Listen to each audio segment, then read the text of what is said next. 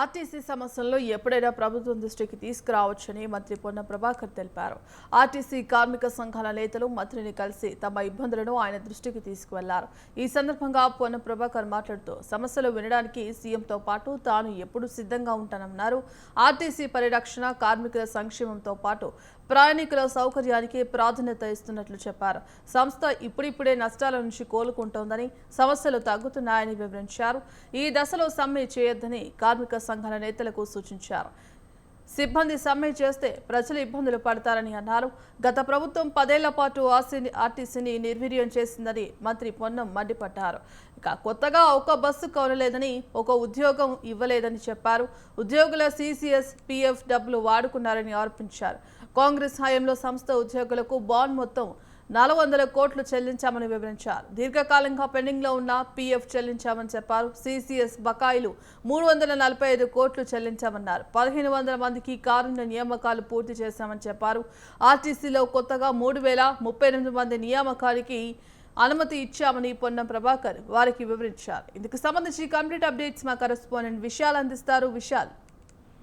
Right భాగేసి, గత కొన్ని నెలలుగా తమ డిమాండ్లను పరిష్కరించాలని తెలంగాణ ఆర్టీసీ ఉద్యోగ సంఘాల నాయకులు నిరసన వ్యక్తం చేస్తూ వచ్చారు.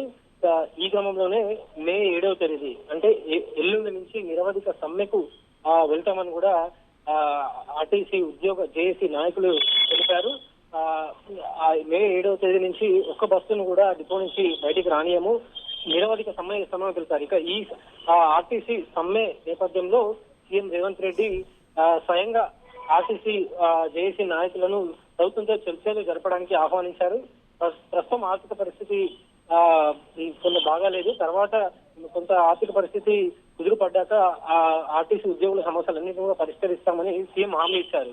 ఇక దీని తర్వాత మంత్రి పొన్నం ప్రభాకర్ సైతం ఆర్టీసీ ఉద్యోగులను చర్చలకు ఆహ్వానించారు. అందులో భాగంగానే ఈ రోజు కొన్ని ఉద్యోగ సంఘాలు TMU, NMU, STMU ఇలా కొన్ని సంఘాలు ఈరోజు మంత్రి పొన్నం ప్రభాకర్ కలిసి కొన్ని ఆర్టీసీ ఉద్యోగుల సంబంధించిన సమస్యలను కూడా తీసుకెళ్లాయి. అయితే ఇక్కడ ఒకవైపు చర్చలు జరుగుతున్న సమయంలోనే మరోవైపు ఈరోజు సాయంత్రం 4 గంటలకి కొన్ని ఆర్టీసీ సంఘాలు ఈరోజు ఆర్టీసీ కళాభవన్ నుంచి పెద్ద ఎత్తున ర్యాలీగా ఆర్టీసీ బస్ భవన్ కు ఒక ర్యాలీగా చేరుకుంటాయి. ఈ ర్యాలీ ద్వారా తమ నిరసనను ప్రభుత్వంకి తెలిపేందుకు మరోవైపు కొన్ని సంఘాలు సిద్ధమవుతున్నాయి. అయితే ఎవరైతే సమ్మెకు సిద్ధమవుతున్నారో ఆ సంఘాలని నిజంగా ఫోన్ చేసి సంప్రదిస్తే మాకు ఇప్పటి వరకు ప్రభుత్వం నుంచి ఎటువంటి చర్చలకు రావాలని ఎలాంటి పిలుపు రాలేదు, అందుకనే తాము ఈ రోజు ర్యాలీకి అదేవిధంగా ఎల్లుండి నుంచి నిరవధిక సమ్మెకు కూడా సిద్ధమవుతున్నాము. ప్రభుత్వం నుంచి పిలుపు వస్తే తాము వెళ్లి తమ సమస్యలను ప్రభుత్వం దృష్టికి తీసుకెళ్తామని కూడా ఇటు మరికొన్ని ఆర్టీసీ ఉద్యోగ సంఘాలు అంటున్నాయి. మొత్తం ఆర్టీసీలో కొన్ని సంఘాలు ఉన్నాయి. ఆ సంఘాలు కొన్ని జేఏసీలుగా కూడా ఏర్పడ్డాయి. ప్రస్తుతం కొన్ని సంఘాలు కలిసి ఈరోజు ఉదయం మంత్రి పొన్నం ప్రభాకర్ ని కలిశాయి. ఇక ముందు నుంచి ఆర్టీసీ తరఫు నుంచి నిరసన చేస్తున్న ఆర్టీసీ జేఏసీ చైర్మన్ ఈదురు వెంకన్న ఆధ్వర్యంలో మరోవైపు ఈరోజు సాయంత్రం 4 గంటలకి ఒక నిరసన కార్యక్రమం ఉంది. ఇక ప్రభుత్వం నుంచి ఎటువంటి పిలుపు రాకపోవడంతో తాము వెళ్ళలేదని ఇటు ఈ సమ్మెకు సిద్ధమవుతున్న నాయకులు అంటున్నారు. ఇక ఇప్పటికీ కూడా ప్రభుత్వం చర్చలకు ఆహ్వానించినప్పటికీ కొంత గందరగోళ పరిస్థితులు ఏర్పడుతున్నాయి.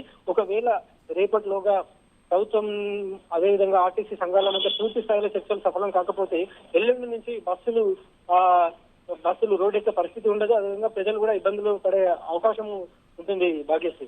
Right, thank you Vishal.